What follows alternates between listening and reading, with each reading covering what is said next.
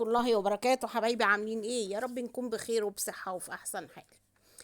انتشر في الايام اللي فاتت مقطع فيديو لعروسة بفستان الزفاف داخل صالون تجميل، مستنية عريسها وهي زيها زي اي عروسة فرحانة وعمالة ترقص على انغام الاغاني، لحد ما جالها الخبر الصادم ان العريس مش جاي. طب ايه السبب وليه هو مش جاي؟ قبل ما ندخل في التفاصيل، يا ريت اللي لسه ما اشتركش في قناتنا فضلا وليس امرا يشرفني بالاشتراك ويفعل زر الجرس ده عشان يوصل له كل جديد. الموضوع بدأ ازاي يا جماعة؟ ان العروسة اللي في الكوافير كل اللي حواليها عمالين فجأة يواسوها ويقولوا لها اهدي اهدي، وهي بترد بتقول لهم لا لا يا جماعة انتوا بتهزروا، معقول كل حاجة باظت؟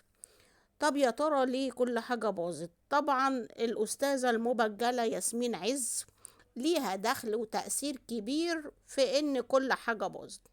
ليه؟ لأن العريس اللي هو الفرعون الكبير على قول القول المقصور لياسمين عز، بتقول العروسة إنه طلب منها إنها ما تقولوش يا محمد، ما تقولوش إلا ياسين محمد، وتقيس له المقياس والنسبة بتاعت معدته عشان تعرف إن كان جعان أو مش جعان.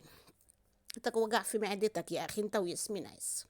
بس العروسة طبعا ما كانتش مصدقة، قعدت تبكي وبتقول لهم ما تهزروش يا جماعة، هو أكيد واقف بره. لكن كل اللي حواليها قالوا لها هو فصل تليفونه ومش جاي. بس يا جماعة عايزة أسأل سؤال، معقولة كلام زي كلام الأخت ياسمين عز، كلام هايف ومجرد كلام لواحدة فاضية، ممكن يخرب بيت لسه ما اتعملش؟